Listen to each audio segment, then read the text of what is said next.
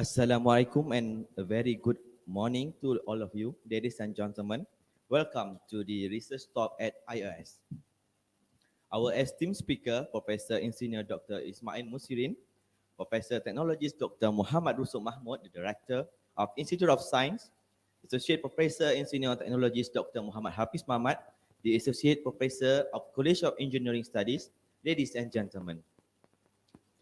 Today's seminar is the third out of series seminar which will be held throughout this year. Make sure to keep updated for the upcoming series. The objective of this seminar is sharing knowledge and to build research network for the UITM researchers. The main topic for today's seminar is the significance of Fundamental Research Grant Scheme, FRGS, to initiating research. Allow me to read the short bio of our speaker today. Professor Engineer Dr. Ismail bin Musirin obtained Bachelor of Electrical Engineering Honours in 1990 from University Technology Malaysia, Master of Science in Pulse Power Technology in 1992 from University of Strathclyde, United Kingdom, and PhD in Electrical Engineering from University Technology Mara, UITM Malaysia in 2005. He is currently a Professor of Power System at the School of Electrical Engineering, formerly known as the Faculty of Electrical Engineering, College of Engineering Studies, UITM, and headed the Power System Operation, POSC, Computational Intelligence Research Group. He has published over 360 papers in international index, journal, and conferences. He has been given the opportunity to review paper in IEEE transaction, Elsevier Sign, WSEAS, John Wiley, IET, and some other publisher. He has chaired more than 20 international conferences since 2007. To date, he has delivered keynote speeches at Cambridge University, United Kingdom, Dubai, Korea, China, India, and Malaysia. He has also been given opportunity to evaluate research grants at the national and international level. His research interests includes artificial intelligence, optimization techniques, power system analysis, renewable energy optimization, distributed generation, and power system stability. He is a professional engineer and a senior member of International Association of Computer Science and Information Technology, member of Artificial Immune System Society, and member of International Association of Engineers Hong Kong. To date, he has been appointed as a visiting professor at UTHM Batu Pahat, UTHM Pago, and Lincoln University. He is also one of the panel experts of UMP Engineering Program, besides being appointed as external examiner for a bachelor degree programs in Lincoln Wing University and Lincoln University, and external examiner for Master in Science degree program at University Technical Malaysia Melaka. He has been appointed as the external advisor for University Malaysia Terengganu. He is very grateful and blessed for being the recipient of the most prolific author award of UITM 2020. To date, he has experience on this category: Inspector FRGS, FRGS panel, PRGS, TRGS, LRGS evaluation panel, PRGS, TRGS, LRGS Progress Report and Final Report Panel, TNCPI of Public University Presentation Panel, and TNCPI MTUN Panel. Ladies and gentlemen, let us welcome our moderator, Professor Rusop, and Associate Professor Dr. Hafiz, and our esteemed speaker, Professor Ismail. The floor is yours. Alhamdulillah. Thank you very much, Mr. MC, Technologist Selifirus. Dear respected participants, administration staff, lecturers, and researchers, ladies and gentlemen, Assalamualaikum warahmatullahi wabarakatuh. Salam sejahtera, salam Malaysia Badani, and a very good morning to all of you. First of all, I would like to express great institute in welcoming all participants to this forum series of research talk at IOS, research talk at Institute of Science, IOS. So for this time, the title for the forum is The Significance of Fundamental Research Grant Scheme, FRGS, to Initiating Research. So we put also in bracket in our language, so that we hope that we really understand the meaning of what we are going to discuss with our panel today. So in Malay, the meaning is kepentingan skim grant penyelidikan fundamental. Kepentingan tu, dekat situ kita tekankan on the kepentingan tu, untuk memulakan penyelidikan. Jadi maksudnya, kat mana pentingnya, setakat mana pentingnya dia punya FRGS tu bila kita nak mula penyelidikan tu. Jadi macam mana, jadi kita nak minta pandangan kita punya panel, apa yang dikatakan pentingnya FRGS tu bila kita nak memulakan penyelidikan. Itu dia punya intipati, the meaning of our forum today. So this forum series is organized by Institute of Science, UiTM, and co-organized by Perpustakaan Tun Abdul Razak, PTAR, UiTM. So here, I also want to get this opportunity to thank and congratulate to all of the committee members of this forum series. I am Professor Technologist Dr. Muhammad Rusop bin Haji Mahmud, currently the Director of Institute of Science, UiTM, together with Associate Professor, let's welcome our second moderator, Associate Professor in Senior, Dr. Technologist Muhammad Hafiz Mahmad, lecturer from the School of Electrical Engineering, College of Engineering, UiTM. Actually, me myself also, and our panel also from the same College of Engineering. So, Associate Professor in Senior Dr. Technologist Muhammad Hafiz Mahmad will act as a moderator to moderate with me to moderate this forum series today. Ladies and gentlemen, today we are really very fortunate and honored to have this opportunity to welcome Professor in Senior Dr. Ismail Musirin, as been introduced by our MC just now.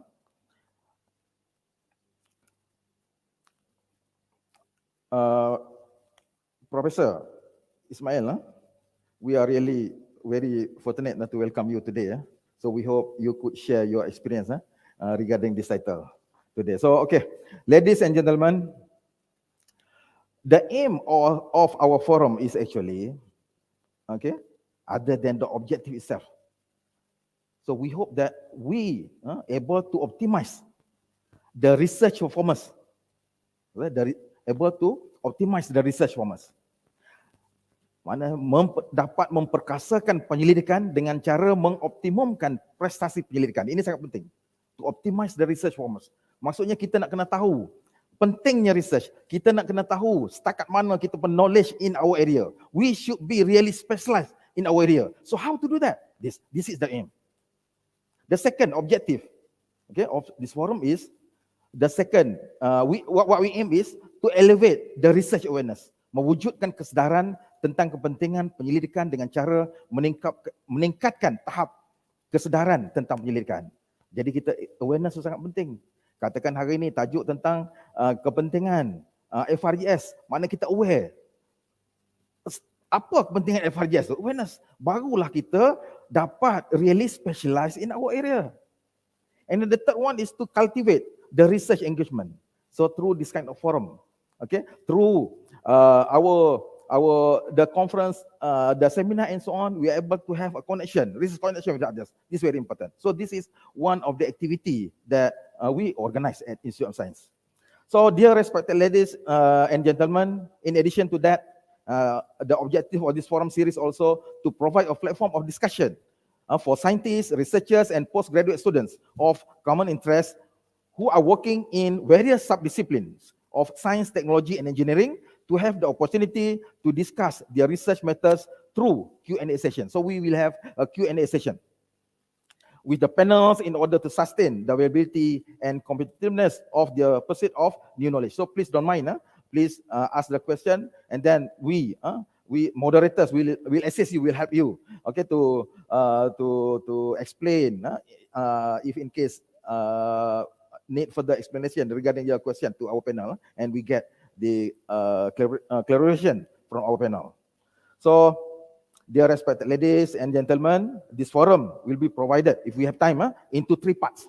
So, first part of presentation is we will start with the presentation from the panel, continued by the Q&A session. After Q&A session, we'll go to the second part. Also, start with the presentation from the panel, followed by Q&A session, and then the third part of the session also will be do the same if we have time. Okay. So as I said just now, fundamental research is very important. That is the basic. That is the way, the method to prove that we are really specialized in our area. So for that purpose, for that reason, we as a researcher, we as a lecturer, okay, should try our best, okay, to write the research proposal for FRGS, okay, because by obtaining the FRGS, that, as I said just now, that is the way how to prove, that is the way to prove that we are really specialized in our area. Okay, so before we proceed to the first part of the presentation, Prof. Ismail, could you just share with us a little bit regarding the title for this forum, the significance of fundamental research grant scheme to initiating research? Please, Prof. Ismail. And then after that, please proceed for the presentation, Prof. Thank you very much, Professor. Bismillahirrahmanirrahim. Alhamdulillahi Rabbil Alamin.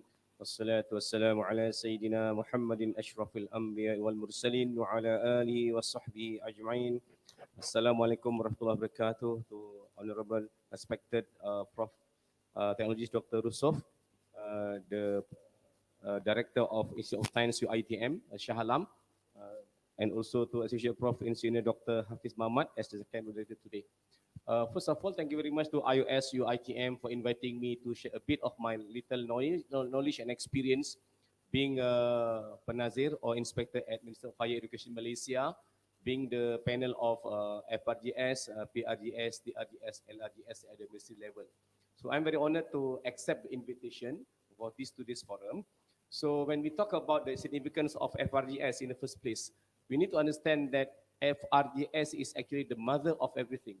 We got FRGS, Fundamental Research Grant Scheme. Underneath of this FRGS, we'll have the PRGS, Prototype Research Grant Scheme, followed by the LRGS, Long-Term Research Grant Scheme. The next one is TRGS. Before that, it's still TRGS first, Transdisciplinary Research Grant Scheme, followed by the LRGS Research Grant Scheme. So when we talk about FRGS is the mother underneath of this one. So it will go to the next subordinate, which are basically PRGS, TRGS, and LRGS. So let me explain a bit about the understanding or the philosophy of FRGS, followed by TRGS, PRGS, and also LRGS. So the limit before that, the limit for FRGS is 250,000. 250,000. But we don't have, as a researcher, we don't have to play with our Excel file in order to reach to maybe 49,950. We don't have to do that in the first place. That is FRGS limit or maximum limit determined by the Ministry of Higher Education. The second one is actually talking about PRGS, Prototype Research Grant Scheme. So the limit is 500,000. 500,000. Same thing again. We don't have to adjust or we don't have to play around with the Excel file during the application of the PRGS, but a bit different compared to FRGS is that in FRGS we don't have to present in front of the panel. So, but when we talk about PRGS, the applicants or the researchers or the project head need to present in front of the panels at the ministry level. Before that, they have to undergo a process at the university level. So they have to submit the online grant application, and then after that, the grant application during online, we call it as my grant system, developed by the Ministry of Higher Education.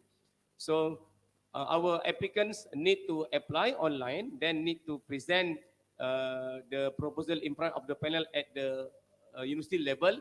After that, the university level will make a decision whether it is going to be passed through to be brought to the next level or vice versa. After we have passed the level at UiTM, so the next step is to go to the windows of the ministry. So when it goes to the windows of the ministry, so ministry will do the online evaluation first in the first place, and then they will do the shortlisting process.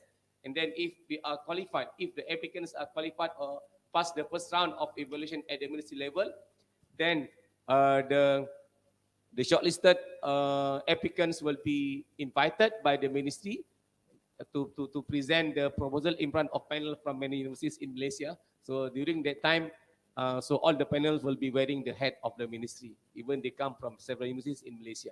So that one is basically talking about PRGS, and the philosophy of PRGS is that it has to be a prototype research grant scheme. So therefore, the nature will not be like FRGS.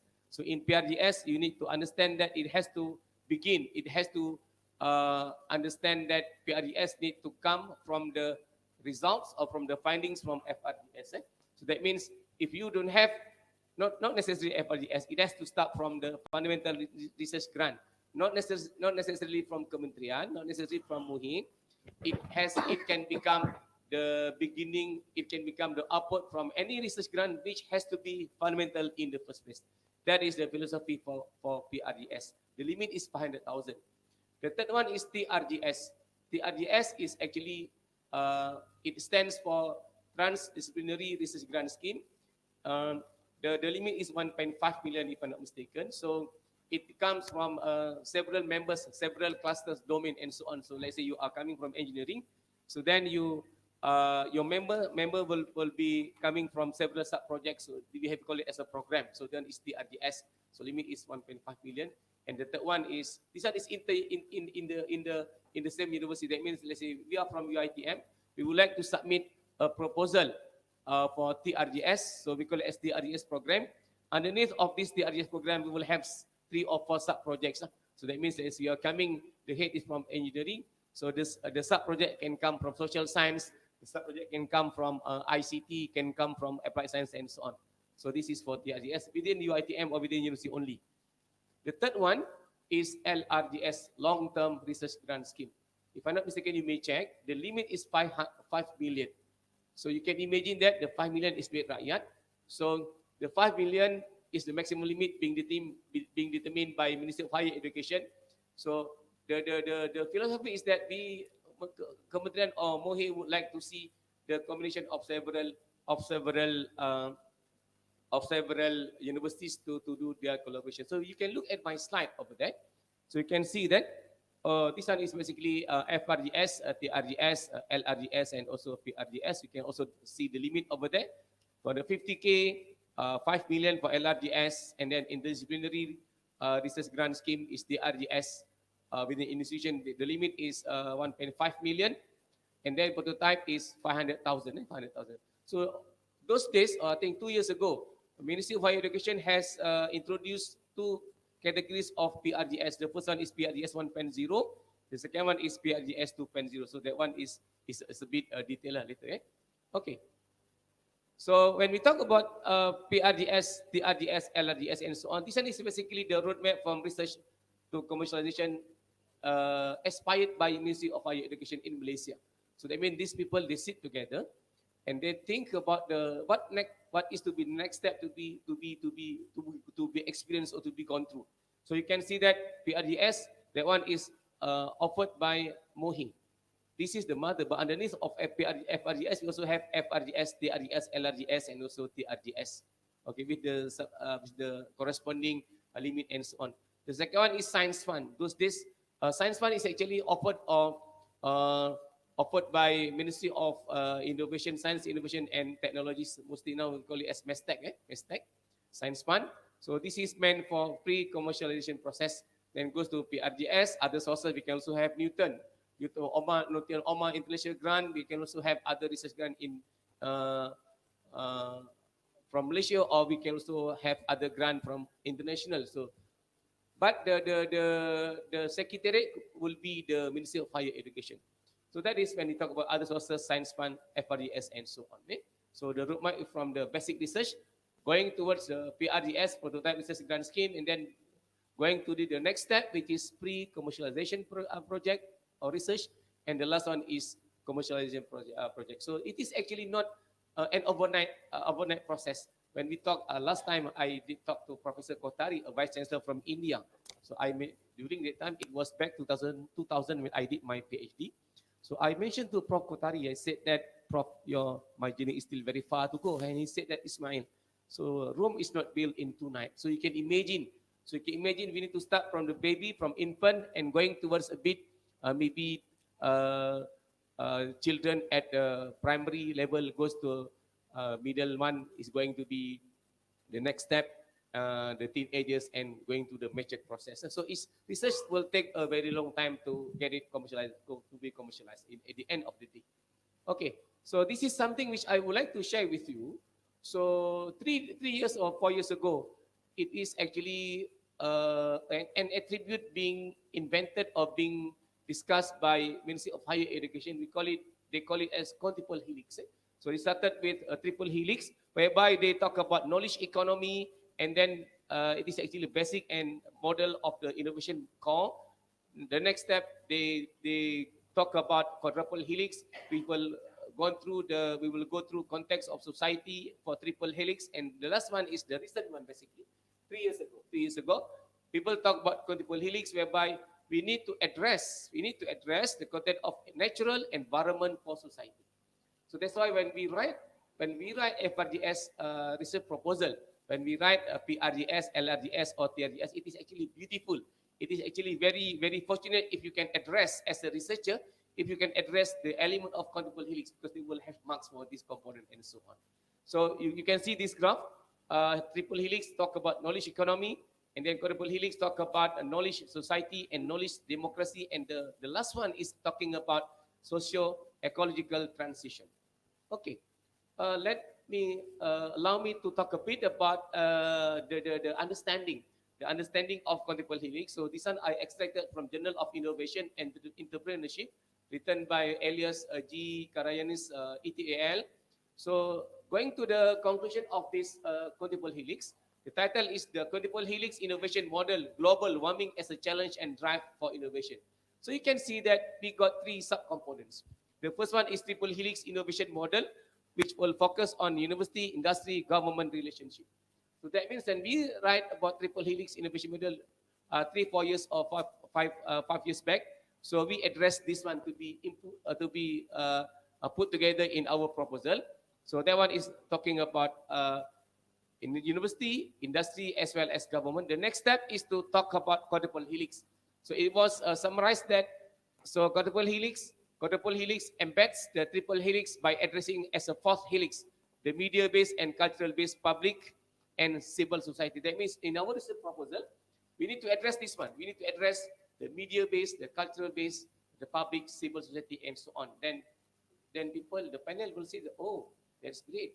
The researcher, the applicant knows about this one, knows about media, knows about culture-based civil society, and so on. That's why we have to have many classes, many domains, and so on. And the latest one is quadruple helix innovation model. It goes even broader and more comprehensive by contextualizing the quadruple helix and by additionally adding the helix and perspective of the natural environment of society. Let me finish a bit for the first part. Okay. And then this is the Garis Panduan, the guideline, the kitab of FRGS. So as a researcher, I think we need to read this every single word or every single sentence of the research grant guideline for FRGS 2023, 35 pages only. So this one has been brainstormed, but has been workshop discussed thoroughly, very rigorously by professors, by the thinkers of the ministry, in order to come up to a unique booklet, to a unique guidelines, so that we can follow that and aspire or share the philosophy of the FRGS. Okay, this is mission and vision. We can this is very straightforward. It's been expired by the ministry, and then talk about the philosophy, and then talk about the philosophy of FRGS. The keyword for FRGS is new idea. New idea means we would like to invent new idea, which has to be fundamental in nature. The next one is new concept, concept baru, new concept, something new. And then the next one is new theory, new theory. If you remember, we talk about when we studied our physics maybe 25 years ago. People talk about Ohm's law. People talk about Newton's law, Newton's 1, Newton's 2, and so on. So those are new theory. Let's say you develop new equation, that becomes new theory. You develop new algorithm, that one can become new theory, and so on. So FRGS need to see something like this. So when we are writing FRGS proposal for the sake for the submission, so we need to understand that it has to be a new idea, new concept or theory baru with Malaysian mold or Malaysian orientation, and so on. This is something which we need to understand.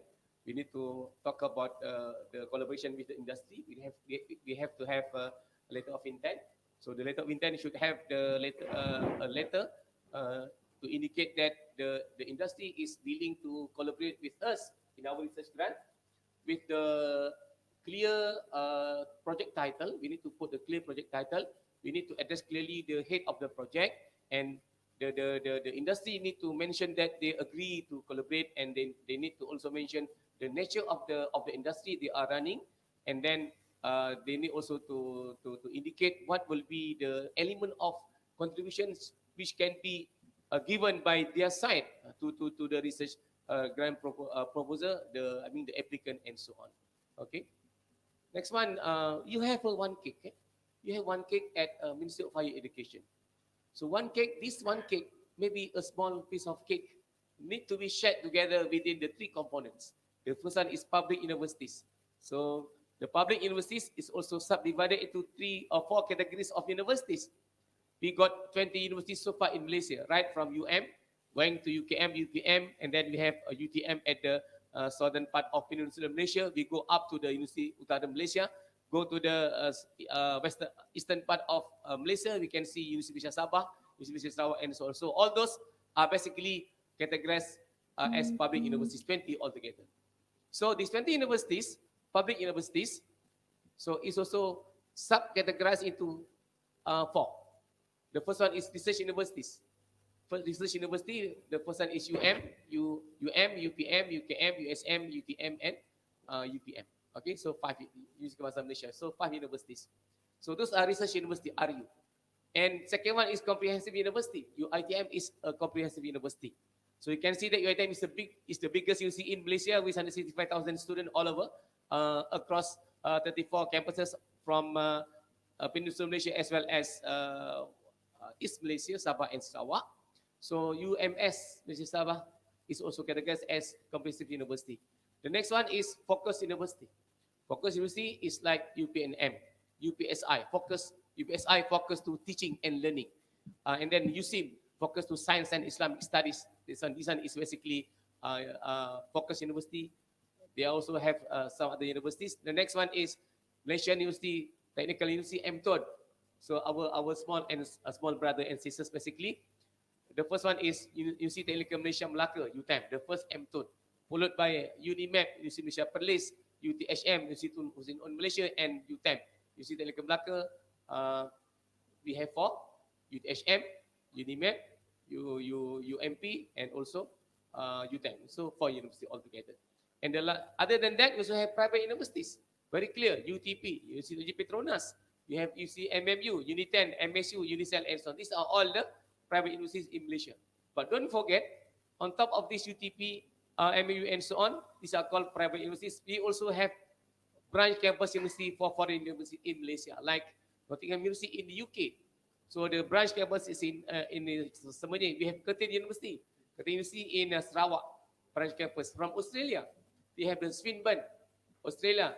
They come to Sarawak as well. They have the Monash University and so on. So all those are campuses for foreign university. So you can imagine that it is actually very tough, Prof.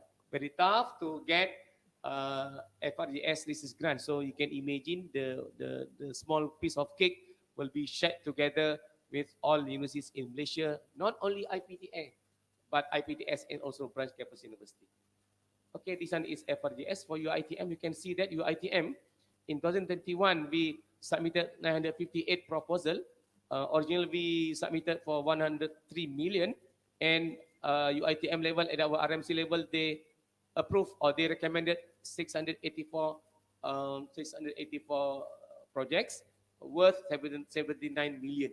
And then when it goes to the mid windows or the system of MOHI or Ministry of Higher Education, so in 2031 we managed to secure. We managed to secure 206 project, 206 project, which is 30% of the submitted project to the ministry, and it is worth 20 million. So you can imagine. So we are actually doing quite okay. Basically, we are doing not that bad actually. Alhamdulillah. So this is something which we need to appreciate our Office of the NCPI, Office of RMC, Office of Renew, and then all the lecturers, all the researchers, and so on.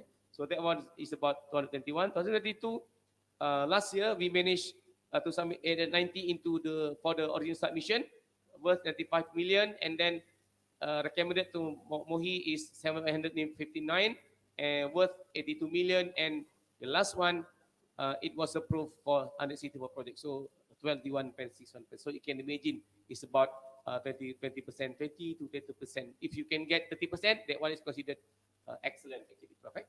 Okay. So this is like the example of letter of intent which need to be provided by the company to show that they agreed to become our industrial collaborator for our FRGS submission.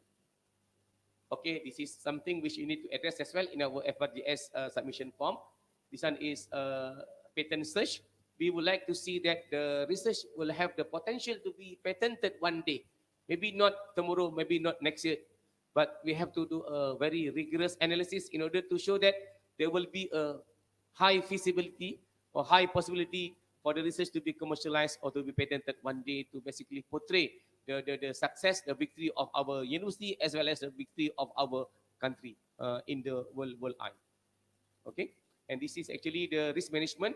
Risk management will be subdivided into three categories: budget risk, GRA stands for graduate research assistant, other possible risks. So when we do our research proposal, we need to do a very proper, rigorous analysis in order to show that we are able or we are ready to make sure that our research will be able to be achieved in terms of KPI and so on.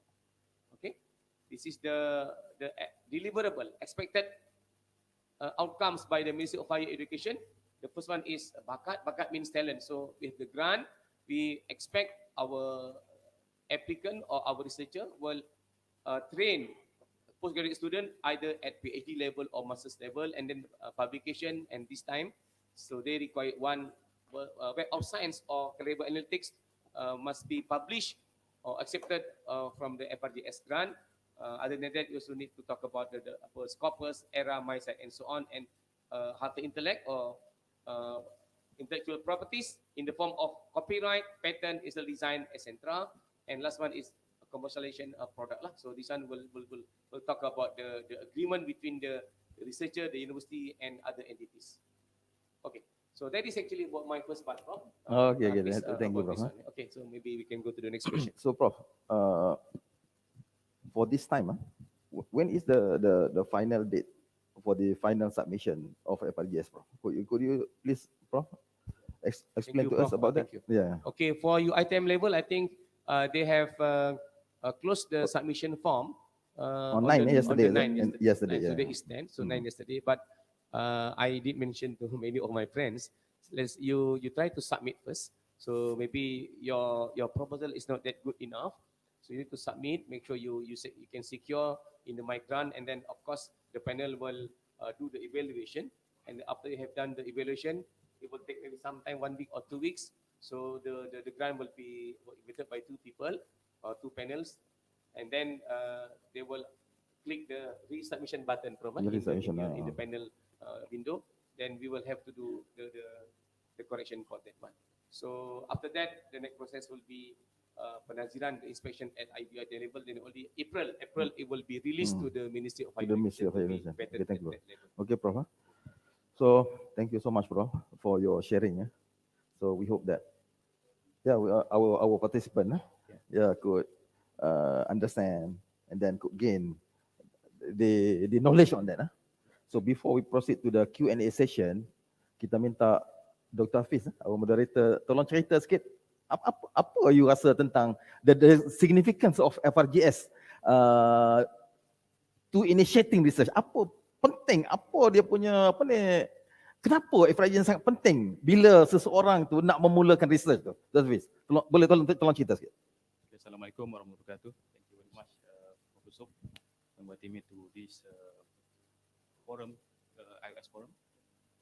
First of all, talking about FRGS, I think it's one of the most important research grant as a commission.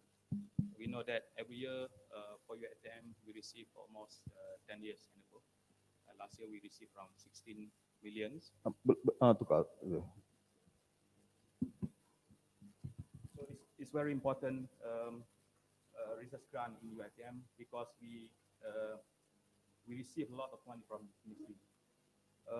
So for me, FRGS is actually a grant whereby we can start our early research so that we can expand to, for example, we want to expand to device level, system level, and so on. And based on this grant also, we can, as an academician, for example, if we join UITM, we have to get some students to do our research because they can help us to do some fundamental research. So based on this fundamental research grant, we can hire the students. We also can buy some chemicals. We can buy some of consumables and so on, and we can start our research. And then based on the study that we proceed with our FRGS, we can publish high impact journal. Right? We can publish high impact journal, and also we can because the fundamental research is actually the one that always cited by others. Right? And so that if we can have this FRGS grant, okay, so we are able to explore many things in our research area, particularly for fundamental part, so that we can expand to system level and device level. And as Prof mentioned just now, FRGS is very important to get, for example, PRGS grant. So it's a mother of research grant. Right? So based on this FRGS grant, we can explore to another research grant for another stage of our research. Okay, thank you, Dr. Hafiz. Jadi saya nak ambil peluang ni, I want to highlight one thing. Sebab kita ada terdengar, Prof, yang mengatakan bidang air susah nak apply FRGS. Bidang air bukannya fundamental. Bukan bidang air ni chances nak successful tu kurang. Kita when we talk about research, when we talk about our specialized area, actually for me, before we arrive at this stage of our knowledge on that, actually we have started from the fundamental. So now what we need to do, seperti yang what has been shared by our panel just now, the FRGS is the mother of everything. So meaning that without FRGS, we cannot go beyond that. We cannot go, difficult for us to connect with others. Now we are not talking about the grant only. We are talking about our specialized area. We are talking about how to prove that we are really matured. we are really in this area. Okay, so FRGS is very important. For example, by referring to this guideline from the FRGS, it stated that under FRGS, the area that is considered under FRGS such as pure science, science tulen, applied science, science gunaan, technology and engineering, teknologi and kejuruteraan, clinical and health sciences. So we have over there, kita ada bidang-bidang kita kan. Other than that, social sciences, art and applied sciences, so natural sciences and national heritage, ICT and so on. So meaning that everybody has the opportunity. Everybody for me, everybody should try, should be confident, should prove that we really known in our area, because our area also has the fundamental part of the knowledge. Katakan kita pergi kepada apa yang panel kita highlight tadi berkaitan dengan penyelidikan ni, FRGS ni penyelidikan yang menghasilkan teori, konsep dan idea baru. So penyelidikan ni FRGS adalah penyelidikan yang menghasilkan teori, konsep dan idea baru. Meaning that in order to menghasilkan to come with the theory, concept and idea baru, FRGS itself need to have the science on that, the theory, the fundamental theory, the fundamental concept, and the basic idea, so that we are able to come with the new idea, we are able to come with the new theory, we are able to come with the new concept. So very important. For example, another thing, our panel has mentioned just now is about FRGS, should answer to the problem, why? Should start with the why. Ini sangat penting kita kena faham ni. Why to meaning that we should determine the issues related to our area, our specialization, related to what, related to our not related to everything, but related. I want to stress on the related to our area, our specialized area. So try to determine what is the issues related to our specialized area, our own area that we are focused, that we should prove. Let's say we should prove when we say that we are specialized area. So try to determine what is why, what is can be considered as a why, and then after that go towards the how. This is very important. So everybody should think about this. So should itu boleh Prof tolong elaborate sikit lagi Prof, the importance of FRGS ni. Dia punya apa ni? Maknanya kita kena try our best to, let's say, to submit the proposal, Prof, because this is the important part to prove that we are really specialized in our area. Yeah, Prof, please share with us. Prof. Yeah. I strongly agree with Prof. Russo. So when we don't want to submit anything, we will always have reason. Yeah? Reason is okay, but not too much reason lah. Not too many reason. Too many reason is not good. Okay. But being a lecturer, being a researcher, being a professor at the university, the next thing that people would like to ask is actually, what is your research expertise? What is your research field, discipline, and so on? Just now, Prof. Russo talk about some people feel that it is very difficult to get the research grant at the ministry level because my discipline is very difficult to get. No, actually not to say not too difficult, not to say not too easy. No, but it has to follow the normal benchmark that is being set by the Ministry of Higher Education. So remember that we got basically several clusters, we got several domains. Just now Professor has mentioned about applied sciences up to maybe ICT, up to social science, and then warisan alam and so. So you can imagine that all the clusters, all the discipline, all the domains will have the opportunity, the same chance, the same opportunity, or maybe the same rezeki to get the research grant to be awarded, provided that we need to understand the philosophy, the guideline determined or set by the Ministry of Higher Education. So we need to be wise in the sense that look at the website of the ministry. Ministry would like us as a researcher to talk about wawasan alam, KEGA, and then they have the MISTI 1010.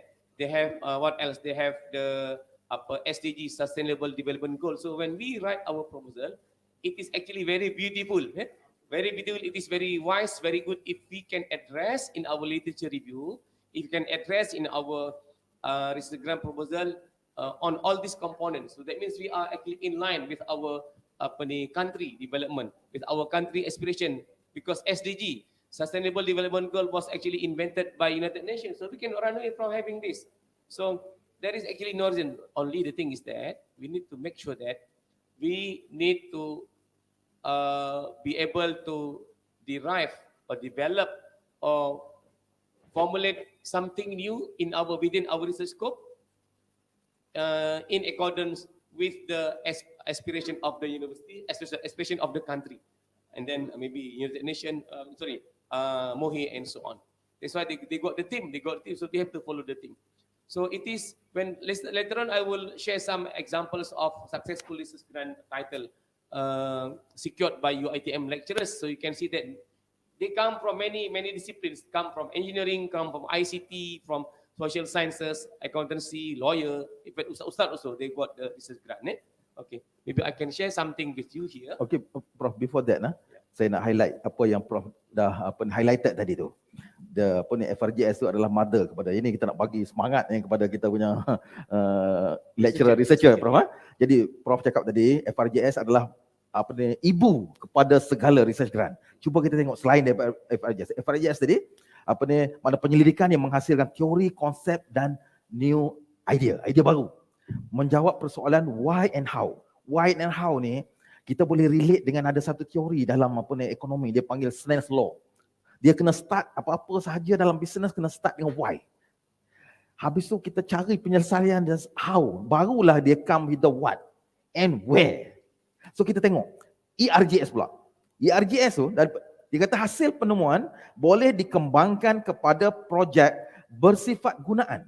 Maksudnya selepas FRGS tu kita temu idea baru, kemudian kita kena kembangkan idea baru tadi ke arah satu projek yang bersifat gunaan, applied. Dia dengan itu barulah dia menjawab persoalan what and where.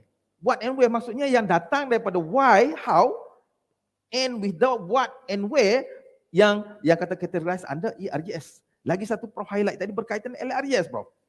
LRGS ini merupakan juga fundamental research. Maksudnya pentingnya fundamental research. Maknanya kita kena try our best untuk dapatkan fundamental research tu. Jadi LRGS penyelidikan fundamental yang memerlukan tempoh pelaksanaan melebihi 3 tahun.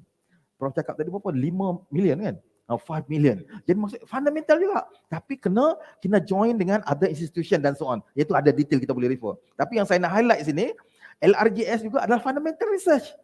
Selepas tu PRGS, penghasilan produk penyelidikan, tetapi belum sampai ke peringkat komersialan.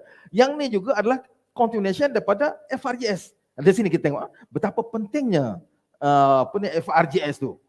Kita pergi kepada REX, katakan Research Acculturation Grant Scheme. Sama juga seperti FRGS untuk akademik bukan RU.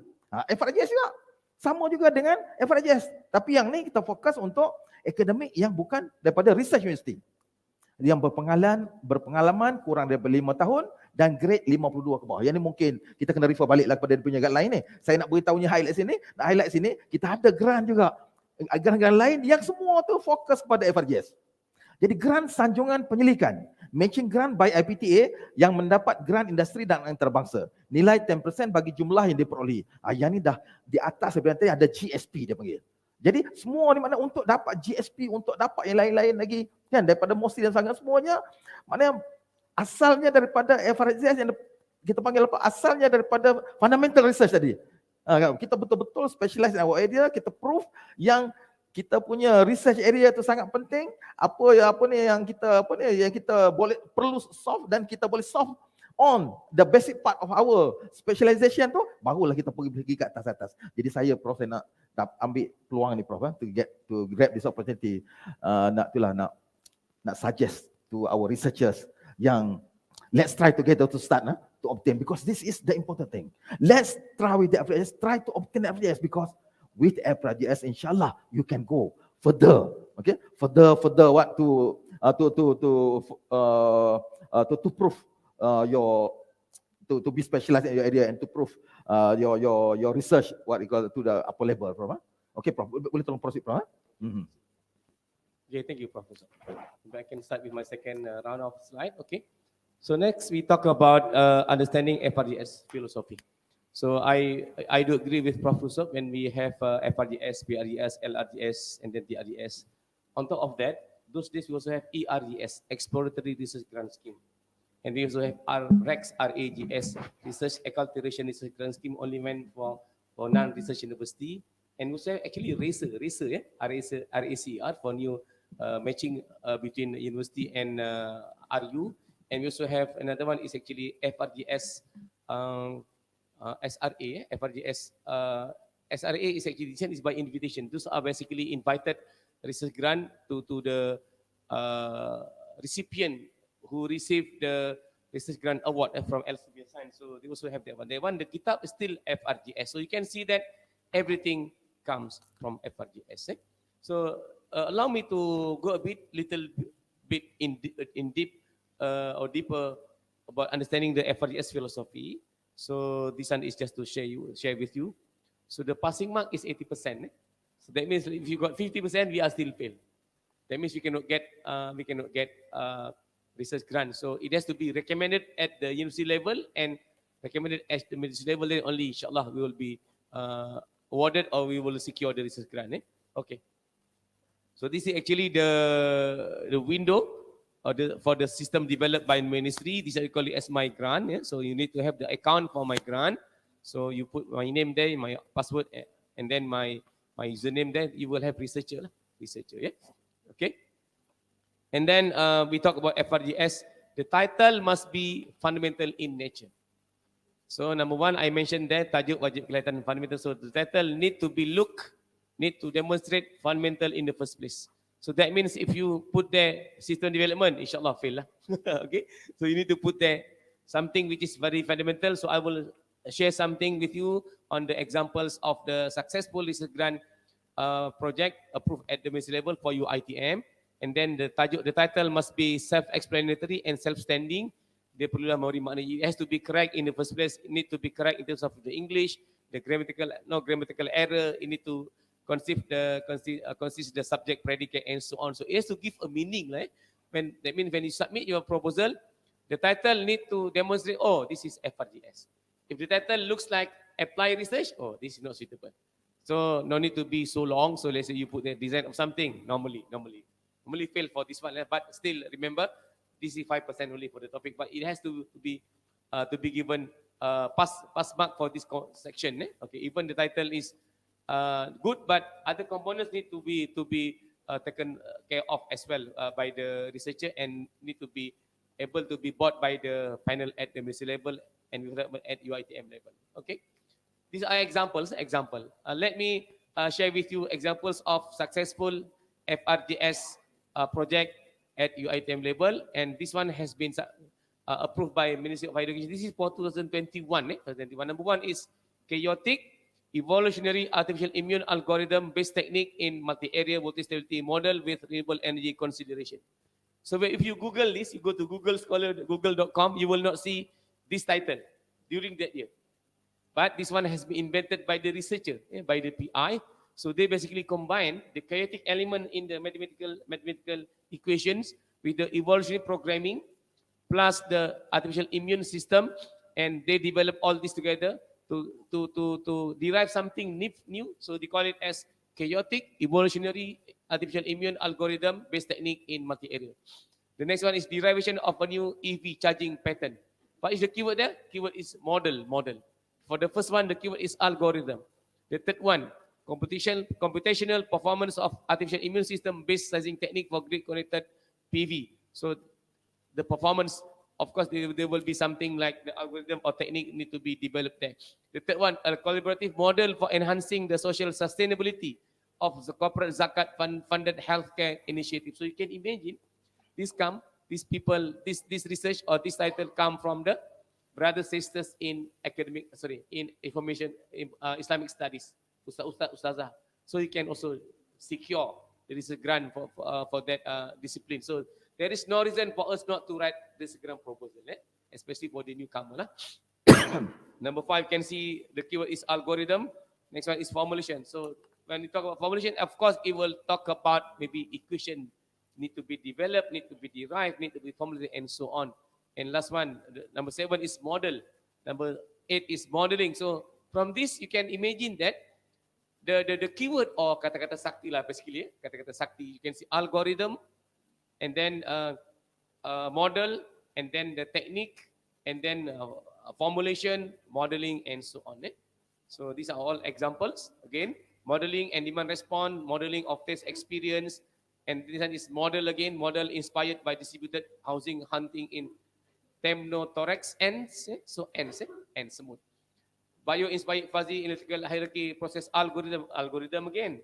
Can see secure authentication for mobile with non-resident identity. So this one is actually secure authentication is the keyword for the fundamental in this title. And last one, sorry, number 15, algorithm again. Number 16, behavior.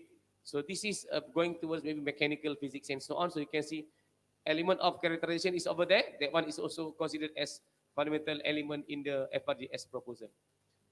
So we go a bit into your field for iOS. You can see for chemistry. So title a bit longer, but it's okay, acceptable. Tailoring the zinc vacancy of S scheme zinc sulfide. So this is element of the element of characterization inside that. Number 2, synthesize also can. Number 3, you can see all this title. So these are all the title for the field of chemistry. So next one, we would like to see example of field title. Maybe not suitable title. Prediction of power system cascading collapse using ANN, artificial network. Maybe the title is good, but maybe the content, the breadth and the depth of the response is not that good, which need to be able to train the postgraduate student at the PhD or masters. Maybe not suitable. Title looks good actually, but maybe the inside one need to be improvised, need to be enhanced, need to be upgraded into a PhD or master's level. Same thing to the second one and third one. And then the third one, investigation is a bit too general. So normally people don't at the ministry level, when you put investigation, it looks like very general in nature, not too objective. Okay. So this is the application form. Okay, you put your lab over there, and then this executive summary. Kejap bro, sorry to interrupt bro. Yang tadi boleh kita bincang dulu berkaitan dengan title tadi kan.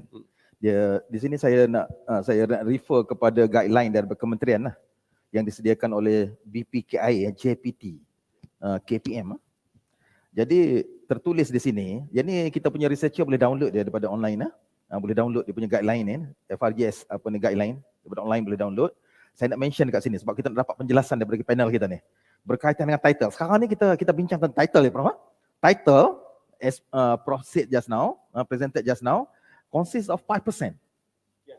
Tapi 5% of 100 lah kan. Tapi kita jangan pandang enteng sebab dia punya markah lulus adalah 80. Maknanya kalau kita dapat kosong kat sini, sepatut kita dapat 80, tapi mungkin kita dapat 79. Mungkin kita dapat less than 75 because of kosong. So sangat penting. Kita jangan pandang sikit 5%.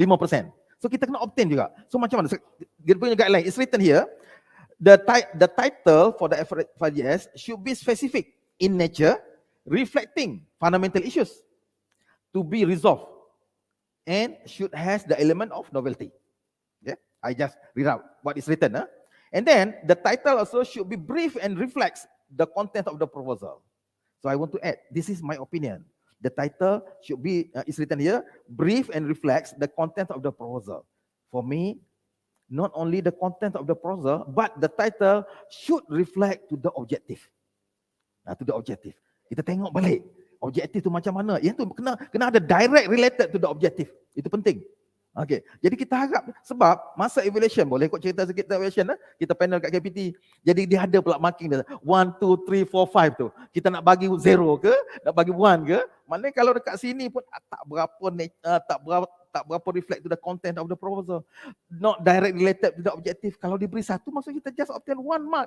In case the others kita dapat 78, so we just less than 80, which is fail. Kan? So, Dr. Hafiz boleh tolong cerita sikit tentang pengalaman you kan? Berkaitan dengan title, bila you nak consider title, macam mana cara you consider title, Dr. Hafiz?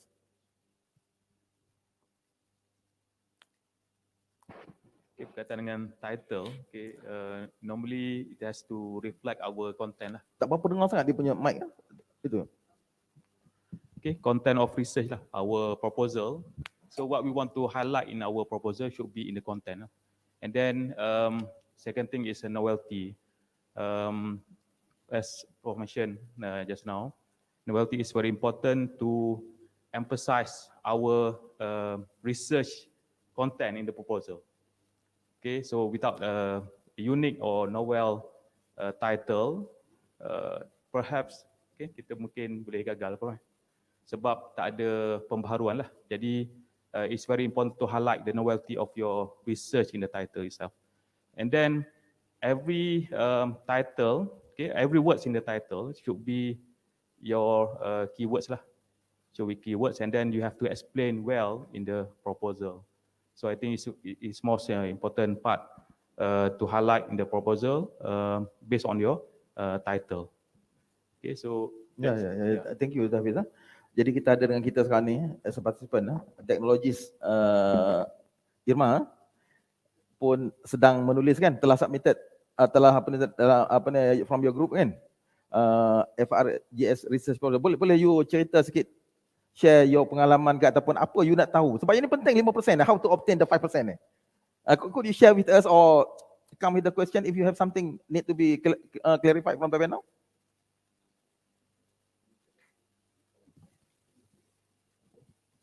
Nah, TS Irma pun sedang itulah bersama-sama menulis proposal FRGS ni. Assalamualaikum. Boleh tunjuk dekat skrin ya? Tunjuk kat skrin. Kita nak tengok ni.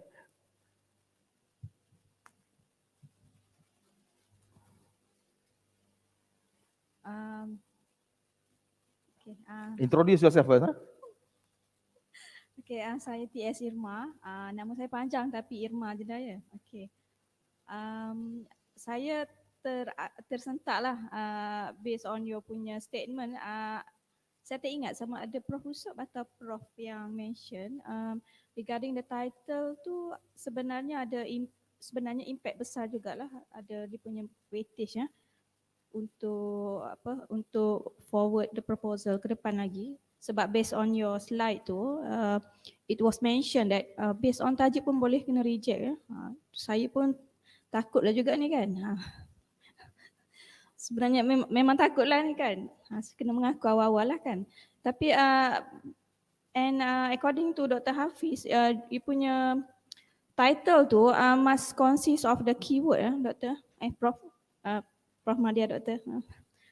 So kadang-kadang tak boleh lari ya, tajuk tu kadang panjang, it's too lengthy. Kan Prof tengok kan proposal saya kan. Okay, sebab kadang-kadang kalau nak tajuk catchy tu pendek dia tak conclude lah the whole seperti yang panel cakap tadi kan, TS Irma, dia panjang okey. Kalau dah kata lengthy tu seperti terpanjang sangat. Mana panjang okey tapi should consist all of the element that required element. Seperti yang Prof bagi contoh tadi tu, yang panel bagi contoh tadi. Dan according to Dr. Hafiz tu ada keyword lah Dr. Should has the keyword of what we call keyword of the important part, keyword of the novelty, something like that. The novelty tu memang adalah tapi yang keyword sekali tu macam harap-harap dapat reverse balik lah tajuk. Boleh Dr. Hafiz tolong cerita sikit yang Dr. Hafiz masukkan dengan keyword tu. Mungkin panel. Maybe I can respond. Terima kasih. Apa kita discuss sikit ada difference perbezaan antara panel at KPT level at UITM level. So the panel at UITM level, so when they evaluate the research proposal, so they will look not only at the title, they look at the many components lah basically. They look at the title 5%. But if you get only 5% for the title, you pass actually, technically.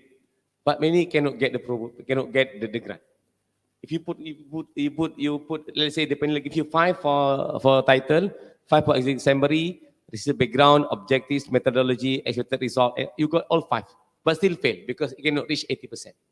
Back to the title, the spirit of panel at UITM level or at institution level, last 2 days, last week I gave a training to the panel of UIAM, Gombak. So I mentioned to them the philosophy of university level is to help the researcher. Let's say your title is not good, so they should be helping us lah to make it better, to make it more transparent, to make it more suitable for FRGS with the keyword and so on. Not only the title per se, Irma, it has to have everything in place. It has to get minimum of 8 or 7 marks minimum, or maybe 9 marks for all components in order to get approval at your item level as well as Ministry of Higher Education level. So hopefully, the panel at your ITM will help fine-tuning the title that you have submitted. If this is your very first time experience submitting FRGS proposal, so inshallah next week Monday I will be giving training to UiTM panel for the whole Malaysia. So they need to help the researcher, because our spirit is to help the researcher so that we can get high percentage to be recommended to the ministry level. Okay, thank you, Prof. Thank you, TS Irma. So maybe if me, tapi boleh tambah sikit berkaitan dengan title tadi. Ada apa-apa boleh tambah dia punya? Ada, persilakan. Kita nak sharing session, tengok from different perspective. From the different perspective, please. Yes, I think because the title should be catchy lah, macam Pak Imam kata tadi, TS Imam, because we want to attract the panel to read our proposal. So if we have a good title, then then the panel tends to read your proposal very well. So without a good title, I think they have a desire to read the proposal sometime drop. So it's important to highlight your novelty, your pembaharuan ke dalam our area and so on, so that panel will get some good impression lah. Panel will give a good marks to your proposal. Yeah, thank you. One more thing. Jadi tadi Prof ada mention about as internal review, evaluator. Jadi itulah, bersama-sama kita ni online ada internal evaluator. Jadi kita harap mana kita sama-sama membantu kita punya researcher. Mana tadi kita cerita tentang 5 poin, bukannya just 0 point TKO terus kan. Mana kita assist tu macam mana? Kita bagi cadangan, sama-sama membantu. Mungkin kita punya researcher tak perasan walaupun ada guideline. Mungkin dia tak jelas, kan? Mungkin itu ada area dia tu, let's say dia tak terfikir sampai ke tahap tu. Ada tahap tu. In fact, dekat kementerian level pun, jadi kami as panel punya tu, jadi kami advise to not only put the point but to give the reason also. To provide the reason why we only give 1 or 2 or 3, not only give the mark but with reason. So panel kita internal panel, kan?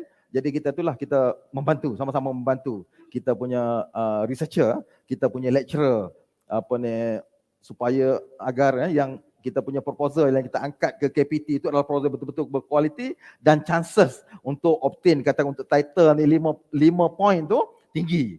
Jadi boleh Prof tolong proceed next Prof. Terima kasih. Ya, please. Itulah pandangan saya Prof, macam itulah. Okay, thank you. Maybe I can share my next slide, Mr. Secretariat. Okay. So now we talk about this one is actually the appearance in our migrant system. Started with executive summary, and then in the executive summary, so this example of the successful executive summary in FRGS, I think 2 years ago, and this one is from our lecturer okay. So you can see that it has to be very straightforward in the sense that we are given a space for us to write maximum of 300 words only, 300 words. So when I give talk to participants, give talk to attendees, so normally I give this example. So you can see that make sure all the components are addressed, but not necessary we have to have all the section components title, problem statement, objective, methodology, expected outputs, and significance of the output. So we need to be very wise in the sense that when you write a research proposal for this section, for this executive summary, we need to help the evaluator, the panel, so that they can see clearly. You need to help them to get fast understanding. If you write so maybe so bombastic until they don't understand, that it will take time for them to do an evaluation. So that's why I put there my very first statement for this one. Water stability has been profoundly an important issue in the power system community. This is a statement as an opening statement. And then the next one is the problem statement, which I highlight as in the blue color, dark blue. The increasing demand in the power system network may cause voltage decay phenomenon leading to possible voltage collapse. This is actually a problem statement which we need to address. Of course, if you are coming from chemistry department, you're coming from physics, of course you will have to talk about the issues that you would like to highlight in your research proposal for this case. So then you put this. So maybe you can put the absence of something, this particle may lead to something else and so on. So this is an example of the problem statement.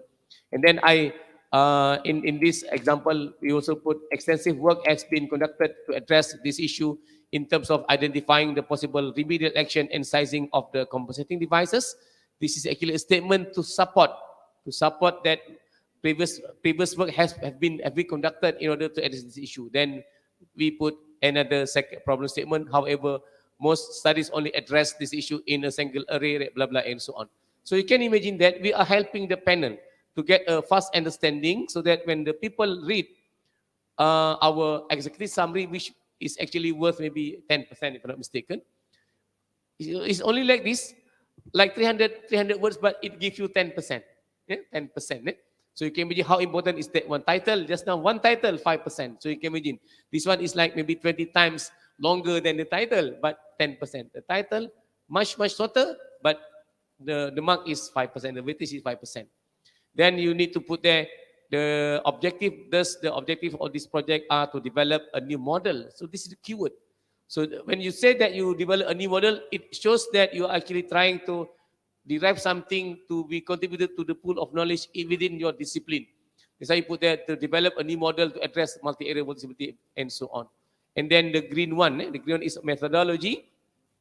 This proposed technique will combine some operators in chaotic equation, artificial immune system, AIS and evolution programming, which should be able to reduce the complexity of the algorithm and reduce computation burden experienced in the original individual technique.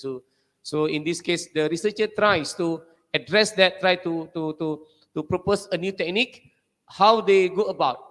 So they invented something through the combination of several operators in original traditional technique and so on. So this is an example of a summary.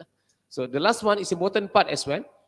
The newly proposed technique can also benefit the society in terms of giving knowledge to the related parties to solve issues on optimization and so on. So that means this is for power system, But in this case, if you are coming from physics department, coming from maybe chemistry cluster or whatsoever, so you need to show that your research is very significant, is very important to help the country, to help the society in terms of what and so. So maybe you can say that your successful findings will be able to help maybe this department at the ministry and so on. That's why this time the ministry has added one more cluster. They call it as the ministry which you would like to address. So we need to choose one over there. You see one of the example of a successful executive summary only. Only example, not the whole proposal. Okay. Next one is problem statement. Okay, when you talk, Prof, sekarang ni Prof, kita dekat dia punya executive summary kan. So seperti yang Prof cakap tadi lah, dia punya executive summary ni consists of 10% out of 100%.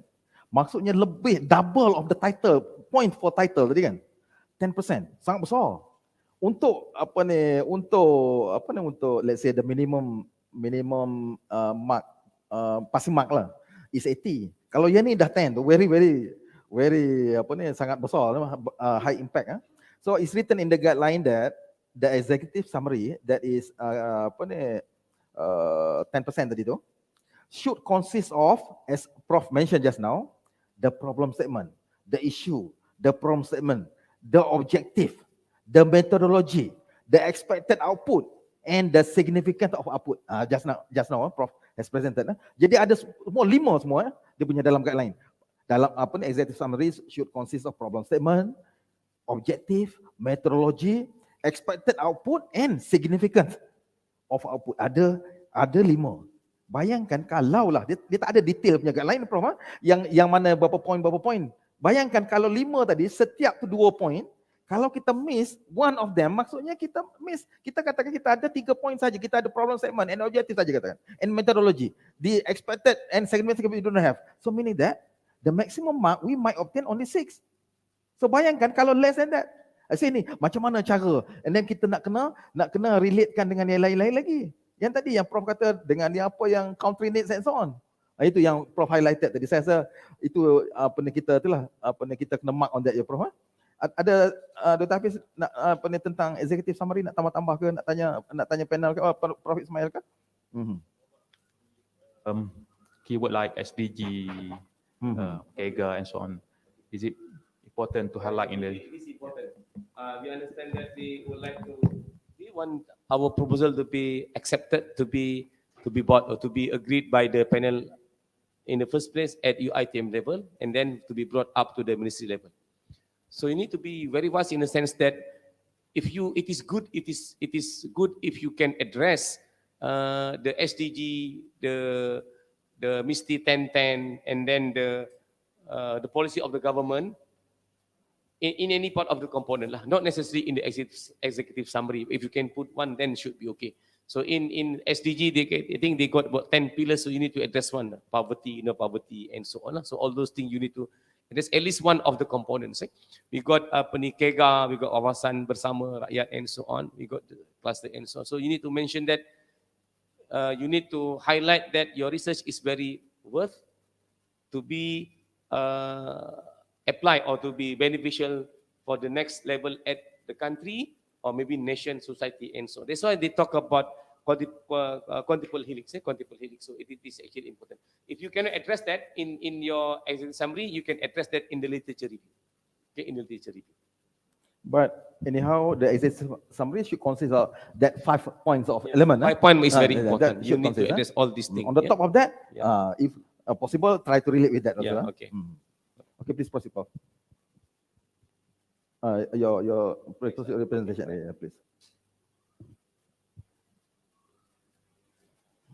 Okay, just now I talk about the components or all the keywords now. Not to say keywords, all the reference book which we need to address. It is actually good, beautiful if you can address or you can put 2 or 3 of these, one to be in your reference in the background. So you can put RMK 12, Rancangan Malaysia ke-12, KEGA, Key Economic Growth Activities, SDG, Sustainable Development Goal. You need to read the SDG guideline book and so on. You can get it from the internet. And then the MISTI, Malaysian Technology, Science, Technology, Innovation, Economy. You got 10 pillars over there. So sources to be highlighted. Okay, if you can, at least 1 or 2 you put there in your references, it shows that you are actually in the know of the government aspiration, in the government policy roadmap and so on. Okay, this is actually the keberhasilan Persebadu RMK 12. So this is also one of the important references which you need to address or we need to refer in your research proposal. You can put them in the references for the background study and so on. Okay, this is example from the successful proposal. Allow me to read the first statement. So you can see the example of literature review. The 12th Malaysia Plan, RMK 12 2020-2025, reference 1, book has been published by the Economic Planning Unit EPU. EPU is actually located at the Ministry of Prime Minister Office. And then at the Prime Minister Office, Minister Department, in this book, 10 strategic thrusts have been formulated.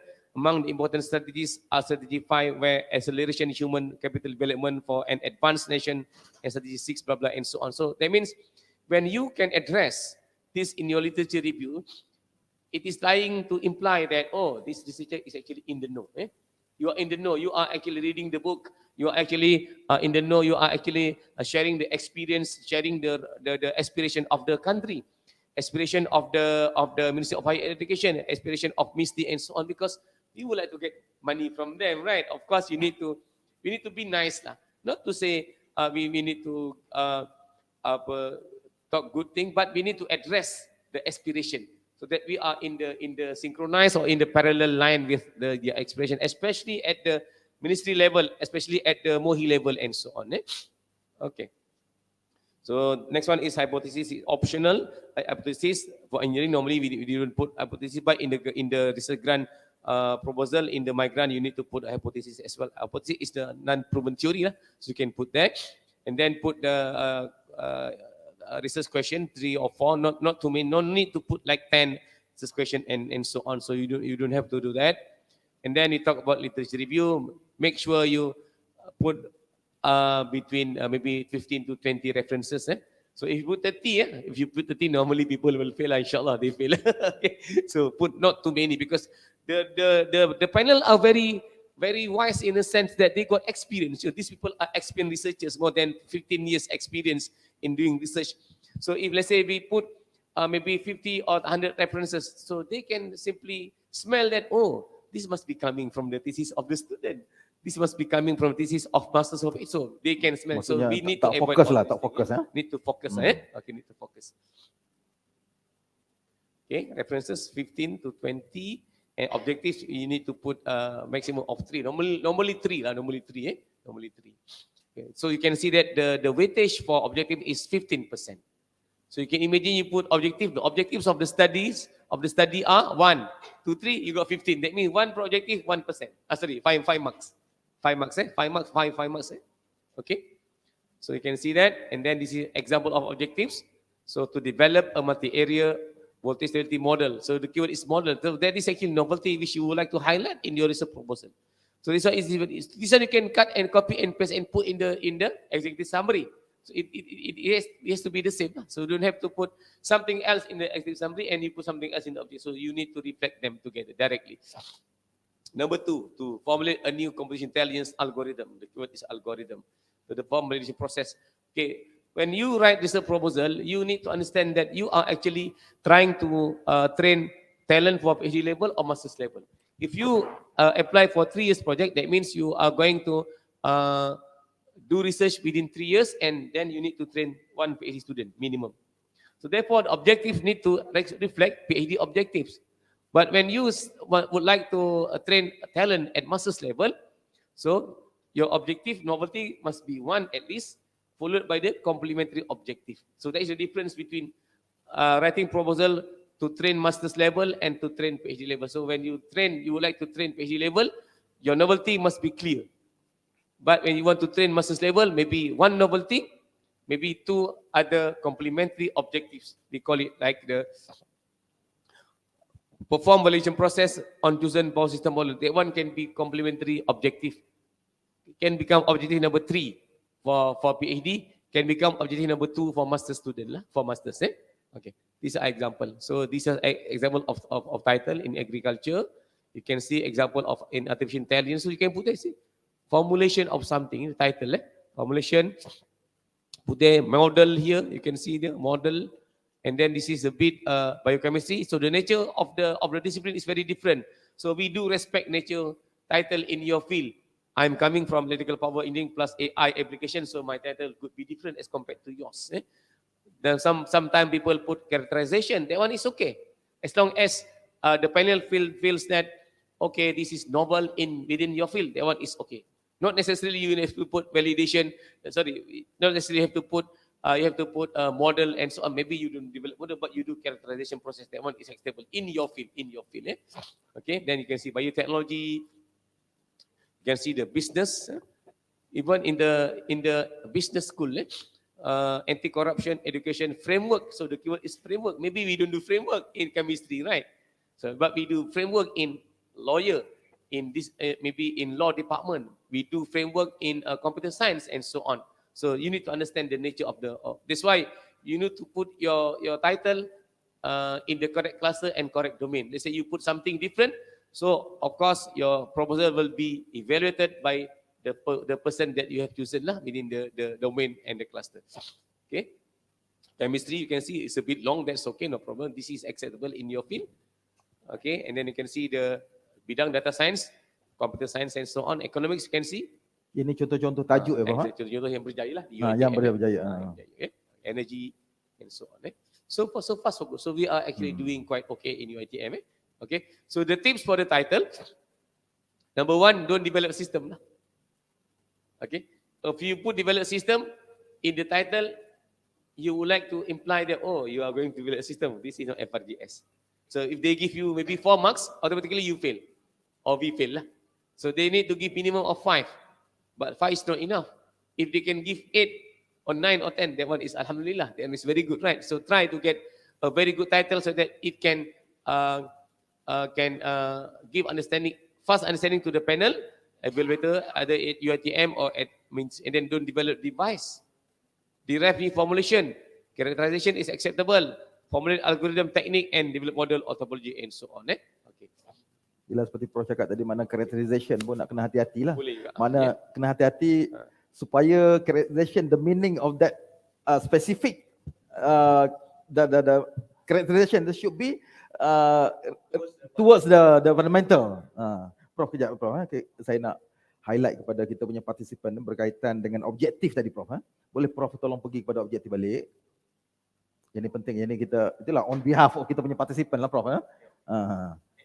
Example, katakan dekat sini dalam guideline ni kan, kita punya apa ni applicant, FRGS punya applicant ni, tolong apa ni, applicant tolong refer kepada guideline is written. Ni guideline objektif ni 15% ni, 15 mark kan, banyak ni kan, sekarang 12. Jadi lama good kan, 12 15, katakan 12. Dia objective should be specific, measurable, achievable, realistic, and within time frame. Dia put in bracket smart, should be smart. The objective should be smart. Smart ni penting kan? Baru nampak handsome kan Prof? Okay. Kan? Kemudian relate, the objective should relate to the problem statement and or research question.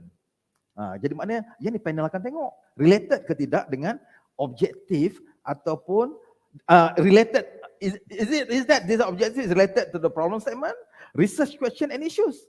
This we should what we call that, map. The objective should be map to the problem statement, to the research question, to the research issues. And then just now Prof has highlighted about the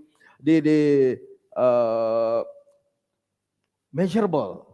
Mana if we propose for project for 3 years, for 2 years, is it able, suitable? Is it possible? Is it able to finish within that time frame? That kind of things.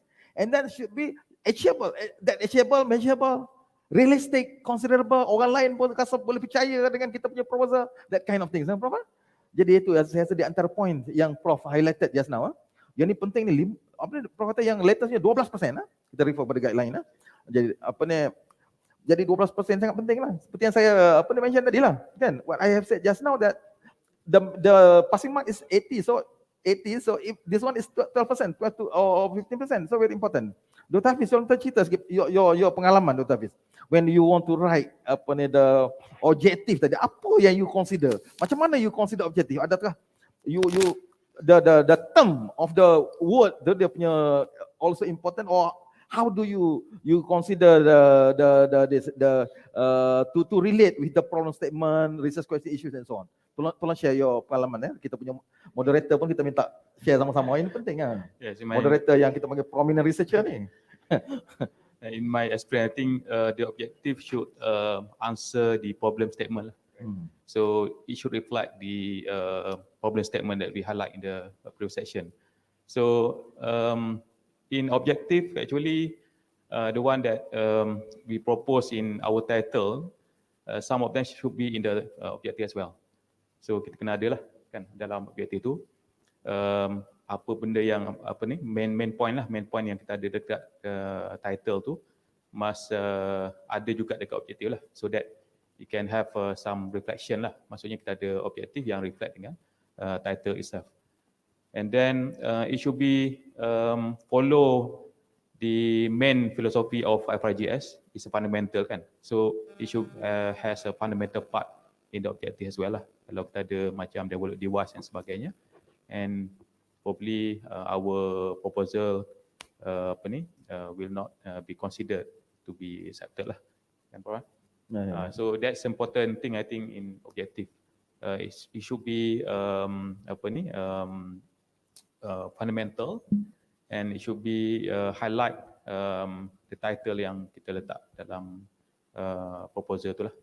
Okay, so that's my opinion. Yalah, Dr. Hafiz katakan bagi saya kan, objektif ni sangat kita panggil apa? Sangat penting, sangat straightforward.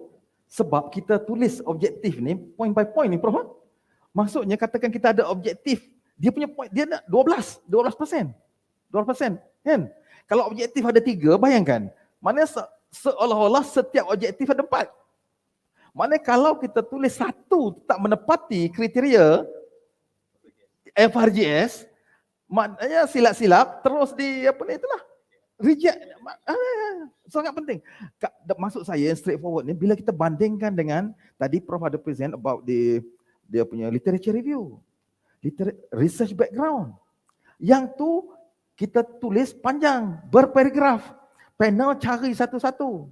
Tapi yang jadi maksudnya possibility untuk kita memuaskan hati panel, the possibility we able to convince panel on the content that we write in lengthy of dia punya languages tu, yang statement tu, mana higher compared to objective, because this one is straightforward. Just 3 points usually. For FRGS Prof, objektif mungkin tak boleh pergi pada 5 kan? 3 atau 4. Maksud 3 atau 4 tu, satu point tu 3 atau 4 point. Straightforward. Berbanding dengan yang literature review, I try to relate with literature review that, for example, half pages or more than that. For literature review, 15%. Mana panel akan cari kan? Evaluator, apa ni akan cari? Mana dia punya point-point dia? Kan? Tapi yang objektif tadi straightforward. Mana sekali pandang je terus tahu. Related ke tidak? Boleh bagi point ke tidak? Ya Prof? Jadi saya nak itu Prof, nak share yang berkaitan yang Prof dah present tadi, research background, dia punya literature review tadi kan. Literature review 15%. Yang ni pun besar ni. 15%. Should elaborate the title is written in the guideline. Clarity, bagi jelas of problem statement and research question, the hypothesis, theoretical framework, if applicable. If our proposal related to theoretical, we should clarify also. So cited most recent within 5 years of the references. So should cite within 5 years, especially the part that related to the research issue or problem statement, research question related to references within 5 years. Habis itu in line with government policy. Ya ini tadi kan, yang Dr. Hafiz ada highlight tadi. Yang panel kita apa ni ada elaborate in detail about the government policy, about the national agenda and global aspiration. This also can help to elevate problem at local, national and world level. Jadi Prof, boleh Prof tolong cerita lagi macam mana nak dapat 15% daripada dia punya literature review? Sebab ini umum Prof ni, bukan senang. Kan? Bukan senang kita nak consider macam mana yang dikatakan isu nak relatekan dengan dia punya title Prof. Ini 15% Prof. Boleh tolong share dengan kami Prof, dengan especially dengan dengan kami researcher and applicant ni Prof. Literature review 15%. So when you write your literature review, number one you need to write the current issues, and then followed by the past issues related relevant to your current issues, and then you need to highlight the weakness, the strength and weakness of the past issues within the discipline, and then make sure that they are latest. And then when you write your literature review component which will contribute 15%, try to address what have been brought by ministry, like the KEGA, the wawasan 30 tu, and then mesti and so on. So you need to put at least 1 or 2 all those references as your main references lah, to show that you are actually in the correct direction, you are synchronizing yourself or in line with the government. Okay, so panel normally will read all those components. So again, no need to be too long, because you need to understand that the panel will be given maybe several proposals or maybe many proposals to be evaluated, and then they need to read at UiTM level, they need to read more than once. At UiTM level, you submit yesterday or last night, 9 March 2023, and then within next week they will start doing the evaluation on the 13th. So our internal panel will read, and they will if they don't feel satisfied with the components of with the contents you wrote, then they will click submission. then you can do your correction again. No need to be too long. As long as it is adequate, reasonable with maximum 20 references. That's why you don't have to put like 30, 50 and so on. Because they can smell, they can trace that, oh, this is coming from maybe from PAD. That's why in the FRGS guideline, they put that this is not your PAD, this is your master thesis and so on. So you need to understand that. Maybe I can share the next slide with, Yeah, with please, the, with Prof. the Please proceed. participant.